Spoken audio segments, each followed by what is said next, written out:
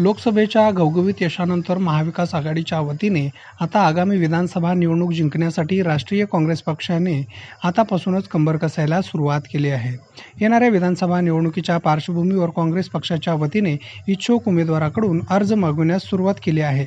मागच्याच आठवड्यात एम.के. फाउंडेशनचे संस्थापक अध्यक्ष तथा दक्षिण सोलापूर काँग्रेसचे नेते महादेव कोगनुरे यांचे विश्वस्त अजित पाटील व त्यांच्या कार्यकर्त्यांनी जिल्हा काँग्रेस कमिटीच्या कार्यालयात जाऊन महादेव कोगनुरे यांच्याकरिता दक्षिण सोलापूर विधानसभेसाठी उमेदवारी अर्ज घेतला होता. आज इच्छुक उमेदवार म्हणून महादेव कोगनुरे यांचा विहित नमुन्यातील संपूर्ण भरलेला अर्ज शहराध्यक्ष चेतन नरोटे यांच्याकडे सुपूर्द केल्याने कार्यकर्त्यात उत्साह संचारला आहे. आता काँग्रेसकडून दक्षिण सोलापूर विधानसभा मतदारसंघावर महादेव कोगनुरे यांनी दावा केल्याने उत्सुकता वाढली आहे. आता संपूर्ण जिल्ह्याचे लक्ष दक्षिण सोलापूर विधानसभा मतदारसंघाकडे लागून राहिले आहे.